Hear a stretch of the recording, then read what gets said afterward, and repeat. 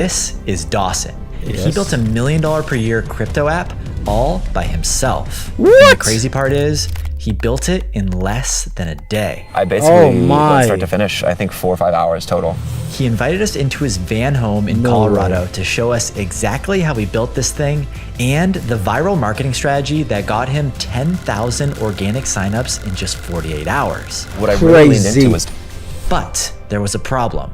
All of those users didn't pay him a single dollar.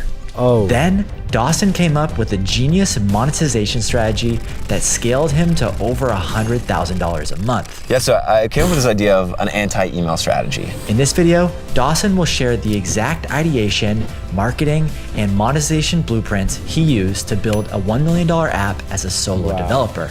I'm Pat Walls, and this is Starter Story. Go subscribe to Starter Stories, guys. This is an amazing channel. We're in your Sprinter van right now in Boulder, Colorado. Tell me about who you are and what you built. Yeah, of course. Thanks for having me. My name is Dawson. I am a solopreneur software engineer. I made a company called Earnify, and Earnify helps Ethereum users find and claim money they didn't know they had. I grew Earnify to over 250,000 free users, 5,000 paid users, and that was over $1 million ARR. And then had a liquidity event, took my exit, and moved into this van, doing a little exploring, doing a little consulting, but mostly just skiing.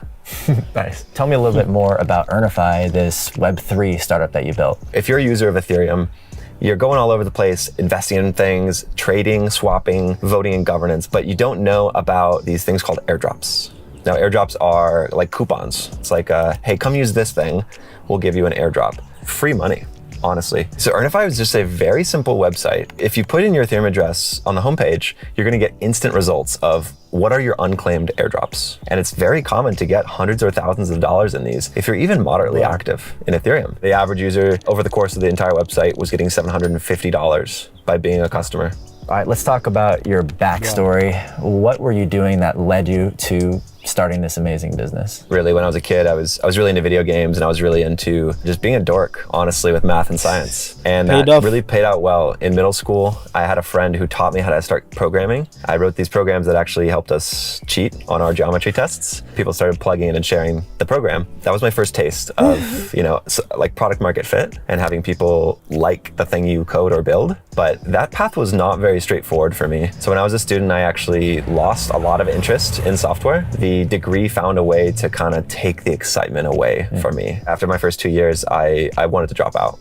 But instead of dropping out, I got a taste of hackathons. Hackathons, I think, are so fun because it gives you the opportunity not just to create something fast, but also you can build products that real people use. You can build things that real people want. If you do it right, you can put it on a website and have real users at the end of the weekend. Yeah. And I was addicted from then on, really, on understanding that software could go change the world. Yeah. So you were working as a software engineer at Uber and some other big tech healthcare companies. What was that experience like? Yeah, working at a company like Uber, obviously the salary is pretty lucrative. From the outside, it's a booming, successful startup. I was there in 2016. I was there pre-IPO. That was the hot place to be. And yet, while there, I just saw the downsides of large corporations, just ineffective teams, honestly. And that was a bit sad to be a part of because I really want to make direct change in this world. And so in addition to just being disillusioned with big tech, then I was also disillusioned with kind of the office space and just not wanting to show up every day. I needed to get a break and get away. So what I did actually is I left and I just nomaded. I just traveled the world for a year. And I almost just had to reach the point of like, I don't need software for now. Yeah. I'm just gonna be a nomad. I'm just gonna travel and do yoga and see the world, you know? What was that experience like of deciding to quit and drop everything and go do this nomad thing? How did you feel in that time? Yeah, so I felt really scared.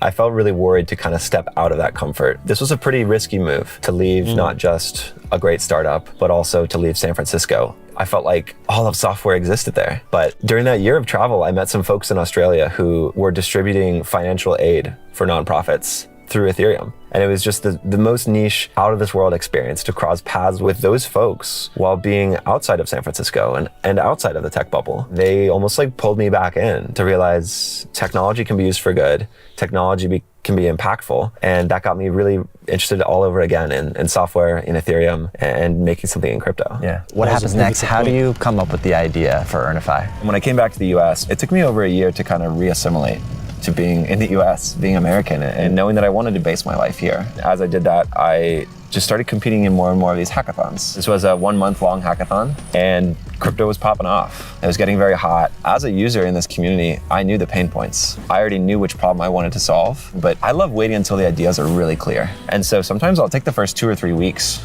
of a month-long hackathon, just letting the ideas bounce around in my brain so that when I do hit the computer, I have tons of conviction. Once I have that conviction, the idea just flows a lot more easily. Yeah. And that's what happened here is that I waited till almost the last second. From then it was just building the solution I needed. Once I hit the code base and started writing this, I basically went start to finish, I think 4 or 5 hours total. Wow. Dawson is proof that just one person can start $1 million business in just a few hours. But that comes with knowing the right information and finding the right problem to solve. Now, imagine there was a place that gave you all this.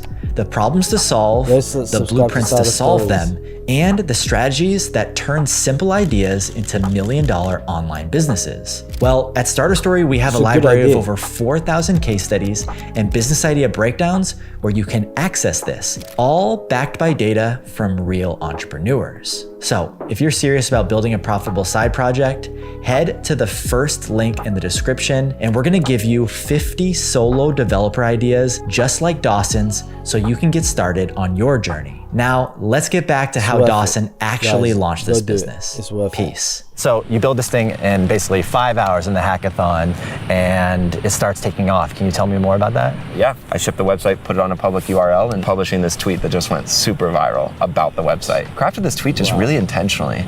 I included a nice little video of how the searching worked for an address that had a ton of airdrops for it. So I'm curious how many Twitter followers he had. Also, I mean, prior and like, you know, how long was that? Of course, it's kind of teasing folks, letting them know this is what's possible out there. And I think there was almost a bit of a charitable feeling where folks were like, I want to help other people find the money they didn't know they had also. Hitting retweet was such an easy thing to do. I had 10,000 organic signups at the end of that 48 hours. Wow. And how did you get those signups? Yeah, so I got those signups by optimizing this page for the call to actions to sign up for the email, both in the header and in just a massive button above the fold, using drop shadows and borders properly to draw the user's eyes towards these buttons. It felt incredible. I almost was losing faith before that.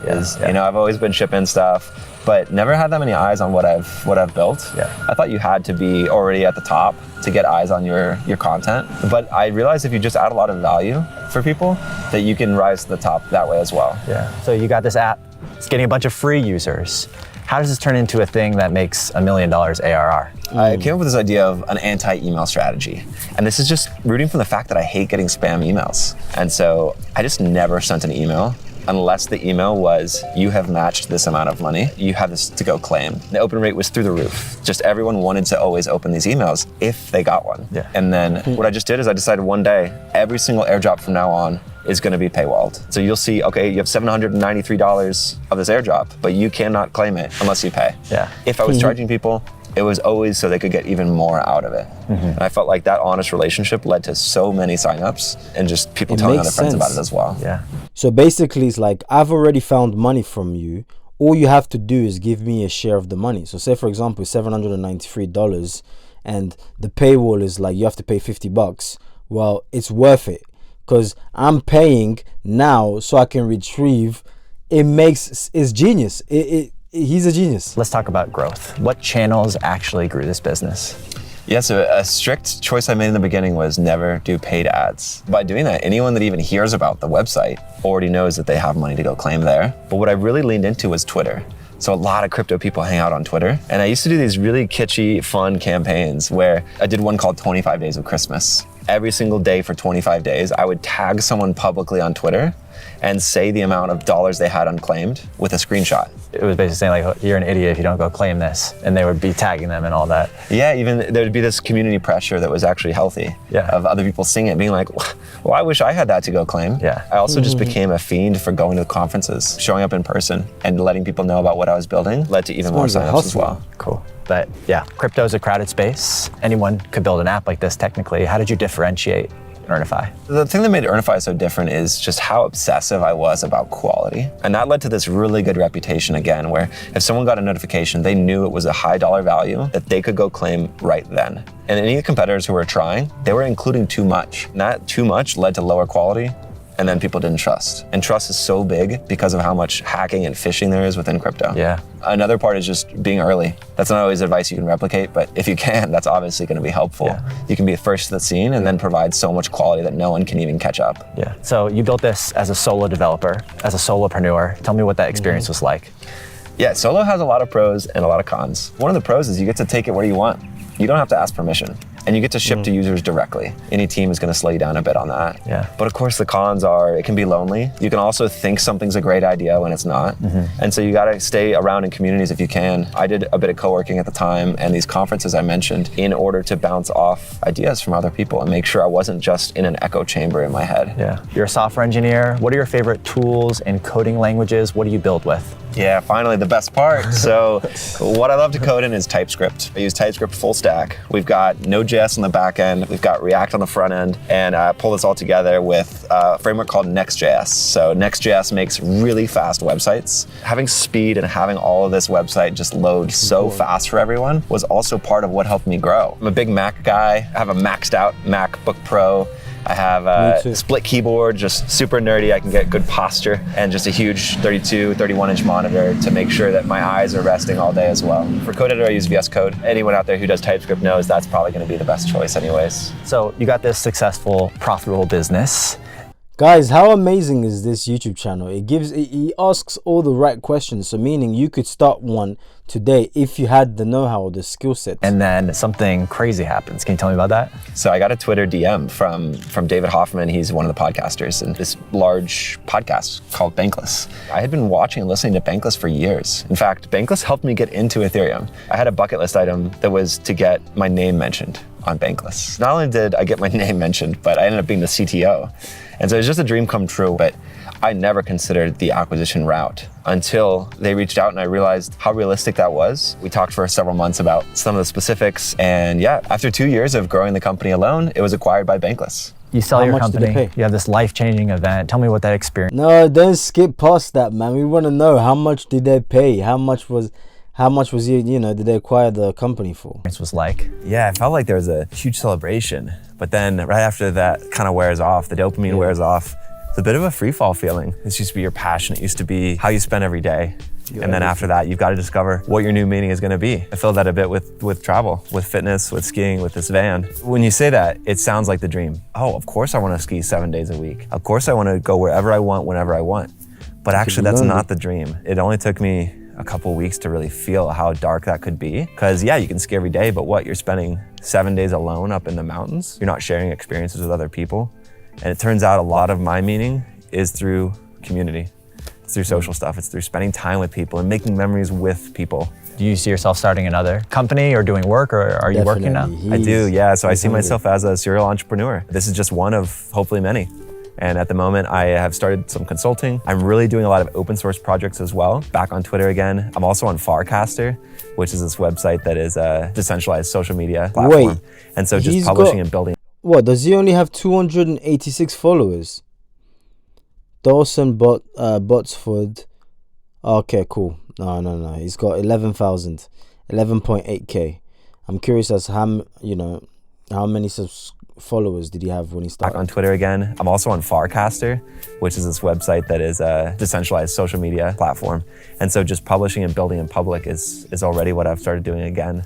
All right, well, you're living this van life right now. Tell me what a day in the life is for you, living out of this van, working and skiing. Yeah, a day in the life is, I manage spending time with friends and I manage spending time up in the mountains. I manage a little bit of time on the computer. So I kind of balance these three things. Besides that, I spend a lot of time at either co-working spaces, putting myself around other people, or going to these meetups, making sure I'm still around these ideas a lot, but really doing it from a different place mentally because I want to.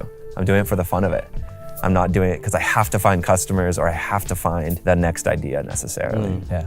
That's great.